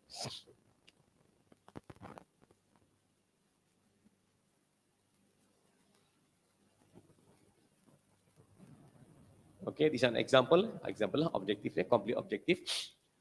Okay, this is also example of this one, like this one is synthesize, functionalize, correlate. This one come from the maybe electronics or maybe material discipline. So the nature of the objective could be something like this. Maybe they don't formulate new equation or new techniques, but they do characterization, they do synthesis, and so on. So we can learn from them. You can get example from the successful proposal. Even Dr. Hafiz also can share his proposal. So these are all example of the successful proposal in UiTM now. Okay. So this is basically the thing. So I will, Prof. I will entertain any other comment. Ya, ya, if any. boleh Prof. Prof. Knowledge share berkaitan dengan ni. Yang saya rasa itulah bukan sahaja saya sendiri apa ni concern about how to obtain the full mark, Prof. Related to methodology, Prof. Saya rasa kita punya partisipan lain, applicant lain pun ada apa ni itulah masalah onda macam mana nak menulis metodologi ni. Sebab metodologi ni 25%. Tadi kita bincang tentang title 5%, kan? Habis tu background pun 5%, objektif background 15%, objektif 12%. Sekarang ni metodologi 25%. Pengalaman saya ialah dalaman ke KPT ke ini yang saya rasa bukan masalah. Ya, ramai orang bukan senang nak dapatkan full mark ni. Ya, Prof boleh tolong cerita kat kami macam mana ni, Prof? Apa ni metodologi nak tackle, nak obtain 25%, Prof? Okay, thank you, Prof. Before I forget, we need to understand that everything, all the section from title into the expected result, all those we must get minimum of 5. If they give all 5, we still fail. We still cannot get the grant. But when you look at the concentration, but you can see that they are direct one and they are also indirect one. Like review is very indirect, but methodology is very straightforward. So make sure that when you design or when you write your methodology, you need to put, like Dr. Hafiz mentioned just now, when you talk about objective need to answer the problem statement. And then when you write your methodology, you need to make sure that it is worth to train masters or PhD student. Number one, it has to synchronize with the budget that you apply. Okay, it has to make sure that the methodology can achieve objectives and can answer problem statement. So you can see the correlation from the methodology going towards the objectives, and the last one is to address the problem statement. So what you can see that this is methodology, clear and detailed description of methodology, because it's of field work, sampling techniques, interview session, analysis, lab work or different phases, experimental protocol, statistical analysis, and so on. Able to achieve research objectives. So something need to be understood, include research design, flowchart, Gantt chart, activities, and milestone. So all those are important. So you can see that we have the 3 main subcomponents consisting of these 3. So number 1, present clear description with the adequate breadth and depth. That's number 1. Number 2, suitable to train masters or PhD student. Reflect achievable objectives, generate new fundamental knowledge. Activities are able to achieve the objectives milestone every 6 months. Okay, depending, some people write every 3 months or every 4 months, so you can put normally 6 months. Will be generated automatically, wrong spelling, generated automatically from the activity. So you can see that methodology will have to answer objectives. Objective will have to answer the problem statement. And then you can even use 25 marks. So that's why you cannot write, let's say, half page. Of course, how can the panel give you 25 marks with only half page? No. It has to be very conclusive, very comprehensive, will be very detailed for the breadth and the depth to train masters or PhD student. So this question should be able to demonstrate the flow of the research work. So understand between the difference between flowchart and the research framework. So I will show you, this is example of successful research framework for this section only. You can agree or you can disagree. Okay, you can see starting from knowledge acquisition. So let's say they talk about the original proposal just now, they talk about knowledge acquisition. Knowledge acquisition is not talking about literature review per se, no. Knowledge acquisition will talk about optimization technique, in this case, related to the title, of course, depending on your field as well. And then multi-objective optimization, this is talking about trying to show that the effort that you need to do, you must do as a researcher in order to get the prerequisite, the basic background and understanding before you can start off with the first novelty and so on. And the second one, development of multi-objective optimization concept. This is maybe the first novelty. Then you do the sub-component. Then you, after, let's say you develop a new model. You need to validate the model. Why we don't want to validate the model? Because we want to make sure that what we have proposed will be able to produce expected results. Untuk mencapai jawapan atau keputusan yang kita telah jangkakan, expected result. Let's say you develop hukum Ohm kan, V equals to IR. So you develop a new equation, V to the power alpha minus beta equals to alpha squared beta plus beta squared zeta to I squared alpha minus blah blah blah polynomial equation. So that one becomes novel. That's good, but you need to show that you can produce expected result. This is called as validation process. On top of that, other than validation, you need to do the comparative study. You develop your new equation. Of course, you need to compare with other equation whether your equation is better, at par, or worse. Otherwise, it is not significant then, right? Then you put the development of the next novelty. So actually, this is one example of the research framework. So the next one, explain. Even you put this one, you need to explain. So we cannot expect that the panel will explain by themselves. No. So we want to get 25 marks as high as possible. So we need to make sure that what we are writing will be able to give fast understanding to the panel, and hopefully panel will give us high mark for this section as well. So this is another example. So this is also coming from the successful example, FRGS. So the first column is research objectives. The second one is research approach. Third one is activities. Next one is outcome or expected deliverable. This is only in terms of research framework or flowchart or whatsoever. But don't forget, you need to explain. In terms of explanation, you can put there phase one. What do you do? So you collect data. How do you collect the data? So from where the data will be collected? How do you determine the variables? So those are all basically the data collection. After that, you develop your first novelty. How do you develop your first novelty? How do you formulate your equation? So you need to explain all these things very detailed. So you can see that you got for this is another example. So you can design your own. If you agree with me, you can take my template and you just fill in the blank. So also can, no problem. No problem. This is another example. So this the research activities. This will be translated into Gantt chart later. So you will have activities. I will give you some example of activities. Activities will be translated into milestone. So number one, knowledge acquisition and background study. So by beginning, so for this time around, the ministry want us to put 2nd October 2023, right? So after 6 months, October plus 6 months, so 10 plus 10, 10 plus 6 is 16. 16, so that means April. April will be the end date of this one, for the first activity. Then after April, you can start 1st May. Or if you don't want to start 1st May, you can also start in parallel a bit earlier, 1st April plus 6 months. So you can follow this one, and this one need to be translated into the milestone. The milestone will be written normally. I write this way, up to you. You can write that you would like to show that you have completed something, so you can put in the completion of knowledge acquisition, completion of blah blah blah, and development of character algorithm, and so on. Okay, and then another example of research framework. We call it as research framework or research. This one is not flowchart, normal flowchart. Flowchart, let's say you put there, you say data collection, and then you mix this one with this one. That one is not. That one is process per se. That one is not research framework. That one is not research framework. This is another example of successful research grant proposal.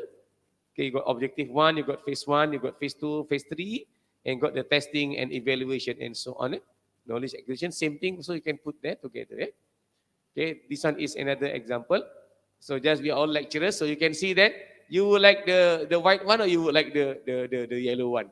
Okay, so if this one is like a straightforward, might as well we don't write this one as a, just put all this inbox, right? So you don't have to do that. So you need to show the complete correlation, the breadth and the depth in order to show that, okay, you are doing something to make sure that objectives are achieved and so on. Eh? So you are a panel, which research framework you would like to choose, so up to you. Eh? Okay. This one also same thing like the previous one. Kita hanya membengkokkan wire-wire sahajalah ya kat sini ya. So saya mencadangkan not to follow this one lah, cadangan saya kan. Okay, itu dia. Okay, next one is expected result. So new theory, Sekejap Prof, findings and so on. Prof kita pergi balik. Saya nak itu bagi apa ni, mungkin kita punya participant tertanya-tanya berkaitan metodologi sebab dia consist of 25% Prof. Sangat heavy, very, kita panggil weightage dah very heavy ya. Very high ni. Kita tengok methodology is written in the guideline, clear and detailed description of methodology. May consist of fieldwork, sampling techniques, interview session, analysis, lab work of different phases, experimental, protocol, statistical analysis. Yang for those related to that. Kemudian, other than that, the methodology should be able to achieve research objective, include research design, flow chart, Gantt chart, initiative and milestone. Idea what is written in the guideline. Jadi saya nak highlight apa yang Prof presented tadi.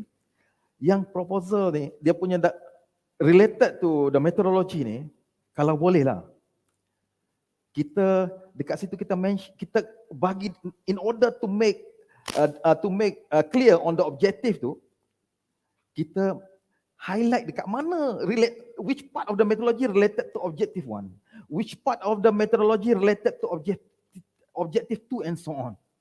And then if possible, that relate also with the Gantt chart. So in the methodology, so this one is for the Gantt chart number 1, Gantt chart number 2, Gantt chart number 3. So be clear and then explain again. Not only put like that. Some of the proposal, even at the capital level, we sometimes read or everything on the chart, but without explanation. That also a problem. Experience. So other than that, I want to highlight also about the methodology is the key part. So methodology should be justified. So one way to justify the methodology is to make sure that this is not just suka-suka. Should be based on the references. If necessary, mention, highlight the reference, the paper that we have reported or the method that have been applied so far. But make sure that which part that you have amended or you come with the for your own, for example.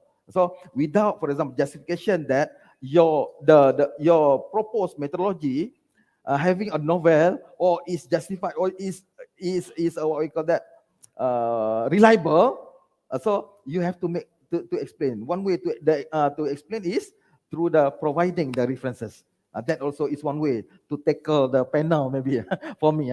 Mention that to justify the method they have used. And then again, the methodology is actually the tools. So after we in the research methodology, after we come up to the problem statement, after research question, so go to the come with the problem statement, and then after that we will have the hypothesis. After we understand the problem statement, we will get the hypothesis, the idea, and then from that idea we come with the objective. And then in order to solve the objective, now methodology should have the methodology. So the methodology that we choose, okay, we propose to tackle the objective should be reliable, should be justified, should be what we call that. Make sure that it is achievable, able to achieve the objective that we propose. Saya rasa itu komen daripada saya related to methodology yang Prof presented tadi ya. Kita minta ini 25% kita minta daripada Dr. Hafiz sama tolong itu. Katakan dalam bidang kita Dr. Hafiz, kita tak boleh just soldier method. Kita kena justify kan kat mana difference daripada the previous one and provide the reference. Especially for me ya Prof. Kalau kita boleh provide metodologi itu menggunakan one of them, the paper kita yang sebelum ni kita publish yang ni adalah extension of that. Will be more for me. More better lah, will be better. Kalau kita boleh pergi tahap tu, bukan kata just kita pun nak try the method this. Itu Dr. Hafiz boleh tolong tambah sikit berkaitan metodologi. think beside the precision framework, I think we perhaps can show our methodology in figures, in few figures, so that panel can understand easily what we want to do in our proposal. So I think it will give a good impression to our proposal. Right? So another thing is we need to, as promotion, the objective, okay, the objective of our proposal. So we have to solve in this methodology section. We have to have a correlation between the methodology and the objective. So, because sometimes our objective different, and then we put methodology different. Jadi it's not correlate each other, kan. Jadi that's another problem that apa ni, selalu jumpalah dalam proposal bila kita evaluate, kan. So make sure the objective and the methodology has correlation lah to each other. Okay, thank you Dr. Hafiz. Jadi kita apa ni, kita minta seorang lagi apa ni, Puan Hidah, Nurul Hidah, apa ni, PhD student, ini pun bakal staff kita. Boleh tolong cerita sikit berkaitan dengan apa ni, proposal. You pun apa ni macam-macam buat proposal, kan? Apa ni, untuk apa ni, PhD dulu, untuk master dulu, habis sekarang ni pun helping us to write a proposal. Tolong cerita sikit mana, apa what we understood from today's forum. Assalamualaikum. I am Nur Hida from Nanoscience Center, PhD student of Prof. Russo. Prof, lepas ni tolong summarize. I have to admit I have never applied for FRGS grant before, and inshallah, when I become a researcher, I will apply for it. And I have understood a lot today, especially regarding percentage too. I have never known, and when you mention the percentage for each section, then I actually really understand the weightage of each section. So I did not know, like Pak Iman said, that the title is very critical, and methodology has 25%, because before this I have underestimated methodology. I did not expect methodology to consume 25% of the whole percentage. So thank you for the very informative talk today. Cuma if I want to ask, because I saw there is a word that I've never dealt before, loss control. In methodology, there was something that there was some part that you mentioned in the methodology, research flow and design. It is suggested to have loss control, because I have never write any proposal with loss control before. So can you explain a little bit about it? Thank you. Yeah, thank you, Puan Hidah. Thank you, Puan Hidah. Okay, Nurul Hidah, yeah, please. Okay, thank you, Maida. Okay, no worries about loss control. It's actually example of the proposal in my field. Maybe in your field you will not have loss control, so no worries. So whatever it is, number one, title, and then you go to problem statement, objectives, and so on. In terms of methodology, make sure that when you write a methodology, it can help to achieve objective successfully. That is important thing. And then because it will also reflect to the budget, and then like agree with Prof. Yusuf just now, he mentions about objectives also. You can also put phase 1, phase 2, phase 3, and so on.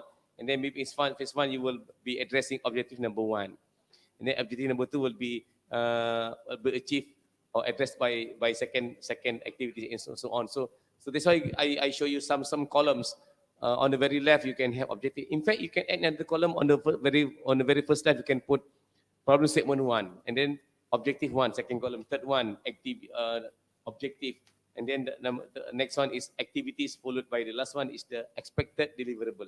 So it's not to panel would like to see the relationship between objective, problem statement, and so on, in order to make sure that what you will be doing will address all the objectives, and making sure that objective will be achieved and the KPI also can be achieved. So loss control, no worries, is example only in my field. Okay. Thank you. Prof, Actually, the time is we are running over the time, Prof. Huh? We can go to Time the last slide. masa menjempuri kita.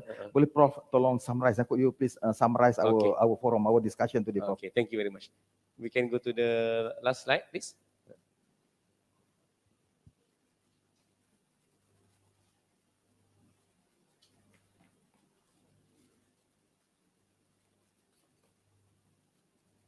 Okay, as a conclusion, number one, title should sound fundamental. So don't use to develop system, don't use to develop developing a device or make device and so on. So please don't use that. Avoid, because panel, if they say, oh, you would like to develop a system, definitely it will reflect that you are going to develop a system at the end of the day. So that will be encouraging to give low marks to you for that section. Number two, objective should sound fundamental, achievable, and measurable. Understand that when you do this objective, you need to understand that you are going to train masters of 80 students, so the objective must be suitable with the methodology and so on. As the summary should be precise, self-explanatory, realistic, and address all the components.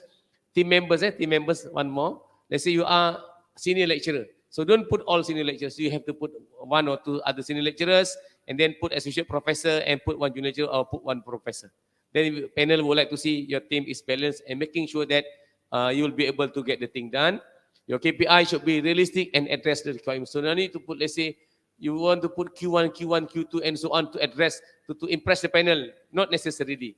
But if, let's say, you are a new doctorate holder, so you manage to publish many Q1, so people believe in you. But let's say you have not even published a paper, then you put all Q1, that one could be something confusing. Okay, last one, no need to plan for the highest budget. Even the ceiling is 150K, just put maybe 100K if you just need 100K. Last one, before I forget, inilah tiga-tiga kalimah yang kita kena ingat. Subhanallah, Alhamdulillah, Astaghfirullah. Akhirnya dia adalah rezeki dari Allah Ta'ala. So, because the panel at UiTM level are all human being like us, the panel at KPT level are also human being like us. So, doalah mudah-mudahan Allah permudahkan laluan kita. I think, Prof, thank you very much. I think that's all as the closing from my side. Okay, thank you very much. Okay, Alhamdulillah. Thank you so much, Prof. Thank you so much to be with us today, Prof. To be our panel, to share with us your experience. Not only your experience, Prof. Not only just experience, but for me more than that. You give the secret recipe also to us. Thank you so much, Prof. So lastly, I would like to pass to Associate Professor in Senior Dr. Technologist Hafiz to proceed to give summarize or anything, and then to end our forum this morning.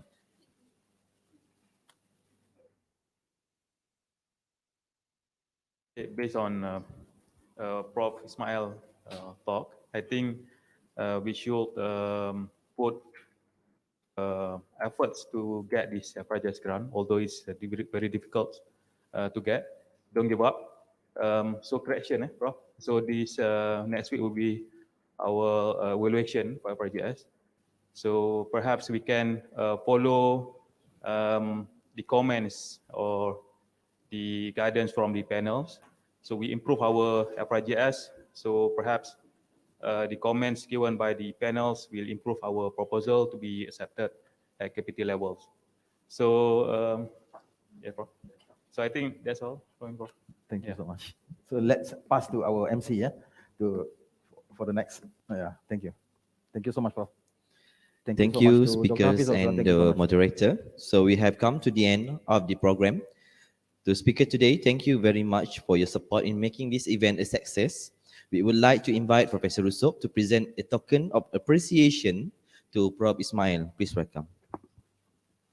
Prof.